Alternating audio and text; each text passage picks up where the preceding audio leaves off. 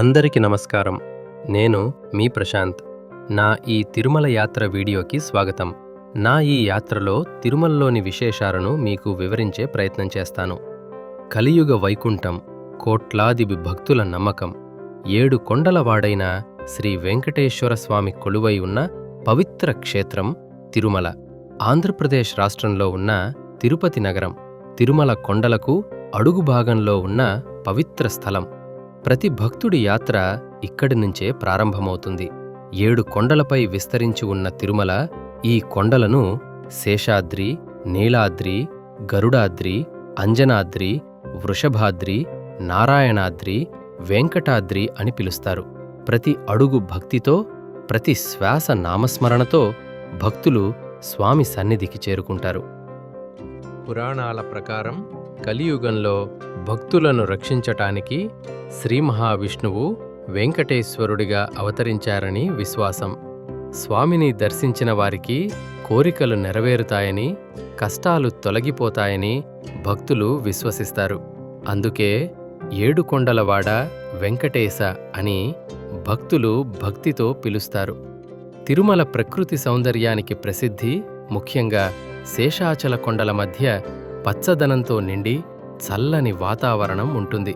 ఇక్కడ శిలాతోరణం వంటి సహజరాతి నిర్మాణాలు, కపిలతీర్థం జలపాతాలు, దట్టమైన అడవులు, మంచుతో కప్పబడిన కొండల దృశ్యాలు భక్తులను ఆకర్షిస్తాయి. ఇది భూలోక స్వర్గంలా ఉంటుంది. చల్లని గాలులు, మంచుతో కప్పబడిన కొండలు ముఖ్యంగా వర్షాకాలం మరియు శీతాకాలంలో హిమాలయాలను తలపిస్తాయి. తిరుమల చుట్టూ ఉన్న అడవి ప్రాంతం, సహజ సిద్ధమైన సౌందర్యం భక్తులకు ఆధ్యాత్మిక అనుభూతితో పాటు ప్రకృతి అందాలను కూడా అందిస్తుంది. కేవలం ఒక ఆలయం మాత్రమే కాదు, కోట్లాది భక్తుల విశ్వాసం, భక్తి, ఆశల ప్రతీక. జీవితంలో ఒక్కసారైనా ఈ పవిత్ర క్షేత్రాన్ని దర్శించటం మహాపుణ్యంగా భావిస్తారు. తిరుమల, తిరుపతి దేవస్థానాలు భక్తుల సౌకర్యార్థం తిరుమల మరియు తిరుపతి ప్రాంతాల్లో ఉచిత బస్సు సేవలు అందిస్తున్నాయి. ఈ బస్సులు భక్తులకు ప్రయాణంలో ఎంతో సౌకర్యంగా ఉంటాయి. తిరుమల కొండపై దర్శనానికి వచ్చే భక్తుల కోసం టీటీడీ ఫ్రీ షటిల్ బస్సులు నడుపుతుంది. ఈ బస్సులు వెళ్లే ముఖ్య ప్రదేశాలు పద్మావతి అతిథి గృహాలు, వసతి గృహాలు, వైకుంఠం క్యూ కాంప్లెక్స్, అన్నప్రసాద భవనం, రామ్ బగీచా, మ్యూజియం ప్రాంతాలు. టీటీడీ అందిస్తున్న ఈ ఉచిత బస్సు సేవ భక్తుల కోసం ఒక గొప్ప సౌకర్యం. తిరుమల తిరుపతి యాత్రను సులభంగా, సుఖంగా మార్చడంలో ఈ సేవ కీలక పాత్ర పోషిస్తోంది. సాధారణంగా 24 గంటలు సేవలు అందుబాటులో ఉంటాయి. రద్దీ సమయాల్లో బస్సుల సంఖ్య పెంచుతారు.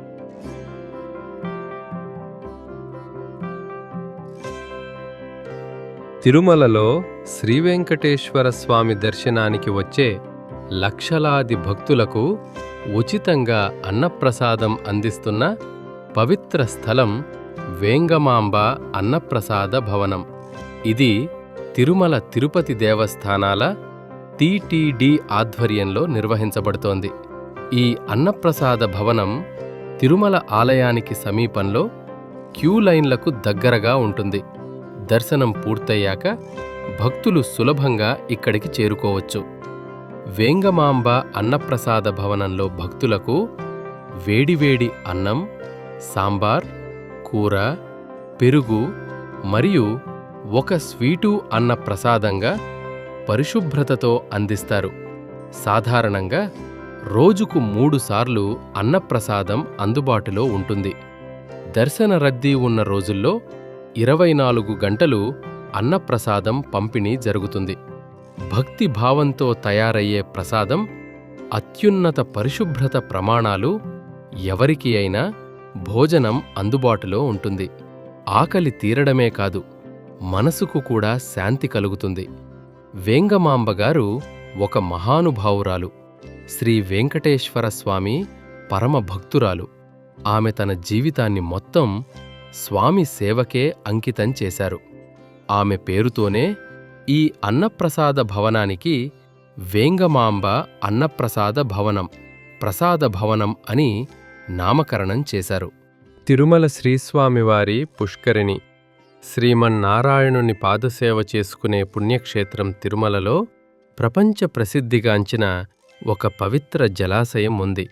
అదే శ్రీస్వామి పుష్కరిణి. ఈ పుష్కరిణి శ్రీ వెంకటేశ్వర స్వామి ఆలయానికి ఎదురుగా ఉండి భక్తుల పాపాలను తొలగించే పవిత్ర తీర్థంగా ప్రసిద్ధి చెందింది. పురాణాల ప్రకారం ఈ పుష్కరిణిని శ్రీ మహావిష్ణువు వైకుంఠం నుండి తీసుకువచ్చారని నమ్మకం. అందుకే దీనిని వైకుంఠ పుష్కరిణి అని కూడా పిలుస్తారు. ఒకప్పుడు ఆకాశగంగతో సమానమైన పవిత్రత కలిగిన జలాశయం కావాలని శ్రీ మహావిష్ణువు సంకల్పించారు. అప్పుడు గరుడుడు వైకుంఠం నుంచి ఈ పుష్కరిణిని తీసుకువచ్చి తిరుమల కొండపై స్థాపించాడని వరాహపురాణం చెబుతోంది. ప్రత్యేకంగా వైకుంఠ ఏకాదశి బ్రహ్మోత్సవాల సమయంలో ఈ పుష్కరిణిలో స్నానం చేయటం అత్యంత పుణ్యఫలితాన్ని ఇస్తుందని భక్తుల విశ్వాసం. భక్తులు స్వామి దర్శనానికి ముందుగా పుష్కరిణిని దర్శించి నీటిని శిరస్సుపై చల్లుకుని ఆపై ఆలయంలోకి ప్రవేశిస్తారు. ఇది శరీర శుద్ధితో పాటు మనోశుద్ధి కలుగచేస్తుందని నమ్మకం.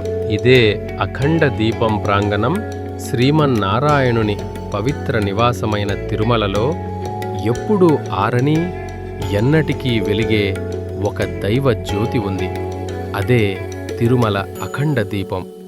అఖండం అంటే ఆగకుండా, విరగకుండా. తిరుమలలో వెలిగే ఈ దీపం ఏ కాలంలోనూ ఆరిపోకుండా నిరంతరం వెలుగుతూనే ఉంటుంది. పురాణాల ప్రకారం ఈ అఖండ దీపం కలియుగాంతం వరకు వెలుగుతుందని నమ్మకం. స్వామి దివ్య సాన్నిధ్యం ఈ జ్యోతిలోనే నిరంతరం ఉంటుందని భక్తులు విశ్వసిస్తారు. తిరుమలలో శ్రీ వెంకటేశ్వర స్వామి దర్శనం ఎంత పవిత్రమో అఖండ దీప దర్శనం కూడా అంతే దైవ అనుభూతి. శ్రీమన్నారాయణుని కలియుగ ప్రత్యక్ష దైవం శ్రీ వెంకటేశ్వర స్వామి కొలువైన తిరుమలలో భక్తితో నిండిన ఒక విశేష సేవ ఉంది. అదే మాడవీధుల సేవ. తిరుమల ఆలయాన్ని చుట్టూ ఉన్న 4 ప్రధాన వీధులను మాడవీధులు అంటారు. ఈ వీధుల గుండా ఉత్సవ సమయాల్లో శ్రీ మలయప్ప స్వామి ఉత్సవమూర్తిగా భక్తులకు దర్శనమిస్తారు. ఈ దివ్య ప్రదర్శనే మాడవీధుల సేవ. ఈ 4 మాడవీధులు భూలోకానికి నలువైపులా ఉన్న భక్తులను స్వామి ఆశీర్వదించడానికి ప్రతీకలుగా భావిస్తారు. స్వామి ఆలయంలోనే ఉండకుండా భక్తుల వద్దకే వచ్చి దర్శనమివ్వటం ఈ సేవ యొక్క గొప్పతనం. మాడవీధుల సేవ ప్రధానంగా బ్రహ్మోత్సవాల సమయంలో, ప్రత్యేక ఉత్సవ దినాల్లో, పౌర్ణమి, ద్వాదశి వంటి విశేష రోజుల్లో అత్యంత వైభవంగా జరుగుతుంది. భక్తులు మాడవీధుల 2 వైపులా నిలబడి గోవిందా గోవిందా అంటూ స్వామిని దర్శిస్తారు. స్వామి వాహనాలపై ఊరేగుతూ భక్తులకు కరుణా కటాక్షం ప్రసాదిస్తారు. మాడవీధుల సేవ మనకు చెప్పేది ఒక్కటే: దేవుడు మన దగ్గరకు రాడు అనేది లేదు. మన భక్తి నిజమైతే, జమైతే స్వామే మన దగ్గరకు వస్తాడు. భక్తులారా, తిరుమల యాత్రలో స్వామి దర్శనం ఎంత ముఖ్యమో మాడవీధుల సేవ దర్శనం కూడా అంతే దివ్యమైన అనుభూతి.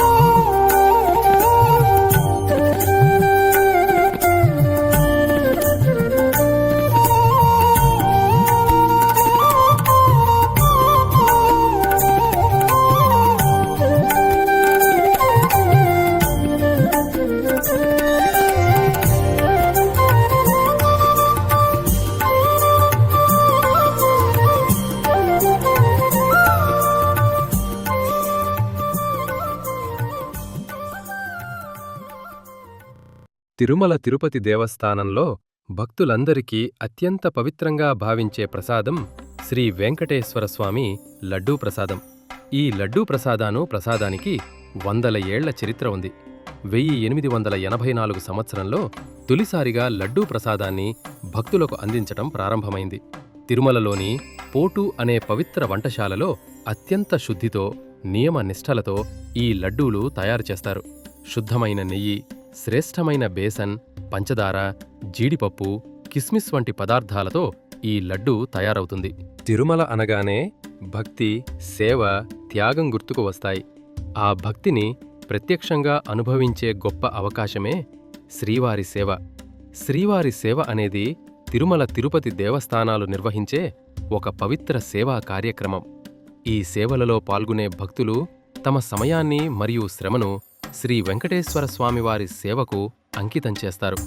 శ్రీవారి సేవలో పాల్గొనే సేవకులు భక్తులకు క్యూలైన్లలో సహాయం చేయటం, ఆలయ ప్రాంగణం పరిశుభ్రంగా ఉంచటం, వెంగమాంబ అన్నప్రసాద కేంద్రంలో సేవ చేయటం, భక్తులకు మార్గనిర్దేశం చేయటం, పండుగలు మరియు రద్దీ సమయాల్లో ఆలయ సిబ్బందికి సహకరించటం వంటి సేవలు చేస్తారు. ఈ సేవ స్వచ్ఛందంగా, నిష్కామ భావంతో చేయబడుతుంది. ఇందులో ఎలాంటి పారితోషికం ఉండదు. కానీ భక్తులు పొందే ఆత్మసంతృప్తి మరియు శ్రీవారి ఆశీస్సులు అమూల్యమైనవి. శ్రీవారి సేవ చేయటం అంటే భక్తులకు సేవ చేయటమే భగవంతునికి సేవ చేయటం అనే భావనను అనుభవించటం. తిరుమల యాత్రలో దర్శించవలసిన ఒక ముఖ్యమైన ఆధ్యాత్మిక స్థలం జాపాలి తీర్థం. తిరుమల అరణ్య ప్రాంతంలో ఉన్న అత్యంత పవిత్రమైన తీర్థాలలో ఒకటి. ఇది సహజ సౌందర్యంతో పాటు ఆధ్యాత్మిక ప్రాధాన్యతకు ప్రసిద్ధి చెందింది. పురాణాల ప్రకారం జాపాలి మహర్షి ఈ ప్రాంతంలో తపస్సు చేశారు. ఆయన తపస్సు చేసిన స్థలంలోనే ఈ తీర్థం ఏర్పడిందని నమ్మకం. అందుకే దీనికి జాపాలి తీర్థం అనే పేరు వచ్చింది. త్రేతాయుగంలో శ్రీరాముడు వనవాస సమయంలో సీతమ్మ, లక్ష్మణుడితో కలిసి ఈ ప్రాంతాన్ని సందర్శించారని విశ్వాసం. ఇక్కడే పితృదేవతలకు తర్పణాలు సమర్పించారని చెబుతారు. అందువల్ల పితృకర్మలు నిర్వహించడానికి ఈ తీర్థానికి ప్రత్యేక ప్రాధాన్యత ఉంది. జాపాలి తీర్థం చుట్టూ ఘనమైన అడవులు, పెద్ద పెద్ద వృక్షాలు, ప్రశాంత వాతావరణం దర్శనమిస్తాయి. చిన్న జలాశయం రూపంలో ఉండే ఈ తీర్థం భక్తులకు మానసిక ప్రశాంతతను అందిస్తుంది. ఈ తీర్థంలో స్నానం చేయటం వల్ల పాప విమోచనం కలుగుతుందని, పితృదోషాలు నివృత్తి అవుతాయని భక్తులు విశ్వసిస్తారు. ముఖ్యంగా అమావాస్య, మహాలయ అమావాస్య రోజుల్లో భక్తులు ఎక్కువగా వస్తారు. జాపాలి తీర్థం తిరుమల ప్రధాన ఆలయానికి కొద్ది దూరంలో అరణ్య మార్గం ద్వారా చేరుకోవచ్చు. ఇక తిరుమలలో ఆలయానికి సుమారు 3 కిలోమీటర్ల దూరంలో ఉన్న అత్యంత అరుదైన, ప్రకృతి సృష్టించిన అద్భుతాల్లో ఒకటి శిలాతోరణం. ఇది ప్రపంచంలోనే చాలా కొద్ది ప్రాంతాల్లో మాత్రమే కనిపించే సహజ శిలా నిర్మాణంగా ప్రసిద్ధి చెందింది. 2 భారీ శిలలు కలిసి ఒక తోరణం ఆకారంలో ఏర్పడిన సహజ రాతి నిర్మాణమే శిలాతోరణం. ఇది మానవ నిర్మితం కాదు, పూర్తిగా ప్రకృతి ప్రక్రియల వల్ల ఏర్పడిందని శాస్త్రవేత్తలు చెబుతారు. భూగర్భ శాస్త్రవేత్తల ప్రకారం శిలాతోరణం సుమారు 150 కోట్ల సంవత్సరాల పురాతనమైనదిగా అంచనా. భక్తుల విశ్వాసం ప్రకారం ఇది వెంకటేశ్వర స్వామి యొక్క దివ్య చిహ్నంగా భావిస్తారు. కొందరు దీన్ని శంఖం, చక్రం లేదా విల్లు ఆకారంలో ఉన్నదిగా భావిస్తారు. శిలాతోరణం కిందుగా వెళ్లి దర్శించుకుంటే శుభ ఫలితాలు కలుగుతాయని భక్తులు నమ్ముతారు. శిలాతోరణం తిరుమల యాత్రలో ఒక ముఖ్యమైన దర్శన స్థలం. భక్తులు మాత్రమే కాకుండా పర్యాటకులు, శాస్త్రవేత్తలు కూడా ఈ అద్భుతాన్ని చూసేందుకు వస్తారు. శిలాతోరణం తిరుమలలో భక్తి, ప్రకృతి, శాస్త్రం ఈ 3 కలిసిన అరుదైన అద్భుతం. తిరుమల యాత్రలో తప్పక దర్శించవలసిన పవిత్ర ప్రదేశం. ఇక శిలాతోరణం పక్కనే ఉన్న అత్యంత ప్రముఖ స్థలం చక్రతీర్థం తిరుమలలో ఉన్న అత్యంత పవిత్రమైన తీర్థాలలో ఒకటి. ఇది శ్రీనివాసస్వామితో అనుబంధం కలిగిన దివ్య స్థలంగా భక్తులచే విశేషంగా పూజింపబడుతుంది. పురాణ కథనాల ప్రకారం లోకక్షేమార్థం శ్రీ మహావిష్ణువు తన సుదర్శన చక్రాన్ని ఈ ప్రాంతంలో ప్రతిష్ఠించాడని విశ్వాసం. ఆ చక్ర ప్రభావంతోనే ఈ తీర్థం ఏర్పడిందని చెబుతారు. అందుకే దీనికి చక్రతీర్థం అనే పేరు వచ్చింది. భక్తుల నమ్మకం ప్రకారం చక్రతీర్థంలో స్నానం చేయటం వల్ల పాప విమోచనం కలుగుతుందని, ఆరోగ్యం, ఐశ్వర్యం లభిస్తాయని భావిస్తారు. ముఖ్యంగా బ్రహ్మోత్సవాల సమయంలో ఈ తీర్థానికి విశేష ప్రాధాన్యత ఉంటుంది. చక్రతీర్థం సహజ జలప్రవాహంతో ప్రశాంతమైన అరణ్య వాతావరణంలో ఉంటుంది.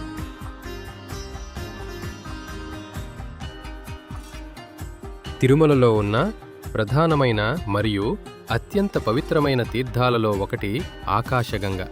శ్రీ వెంకటేశ్వర స్వామి ఆలయంతో నిత్య సంబంధమున్న ఈ తీర్థానికి విశేషమైన ఆధ్యాత్మిక ప్రాధాన్యత ఉంది. పురాణ కథనాల ప్రకారం లోకక్షేమార్థం భూలోకానికి దిగిన గంగామాత స్వామివారి ఆజ్ఞతో తిరుమల కొండలపై అవతరించిందని విశ్వాసం. ఆ గంగాజలమే ఆకాశగంగగా ప్రసిద్ధి చెందింది. ఆకాశగంగ నుండి తీసుకువచ్చే పవిత్ర జలంతోనే తిరుమల ఆలయంలో స్వామివారి అభిషేకం, నిత్య కైంకర్యాలు, తీర్థ ప్రసాదం నిర్వహిస్తారు. తిరుమలలో అత్యంత పవిత్రమైన తీర్థం పాప వినాశనం. తిరుమల ప్రధాన ఆలయానికి సమీపంలో సులభంగా చేరుకునే విధంగా ఉంది. టీటీడీ ఆధ్వర్యంలో భక్తులకు దర్శన సదుపాయాలు ఉన్నాయి.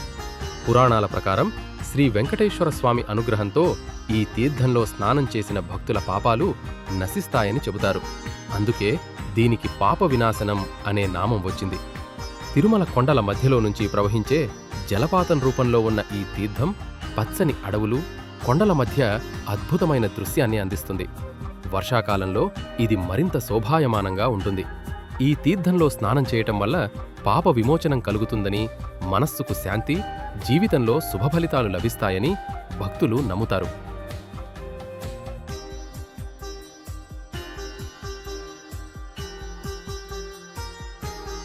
ఇక నాకున్న సమయములో నేను మీకు సాధ్యమైనంతగా ప్రదేశాలను చూపించడం జరిగింది.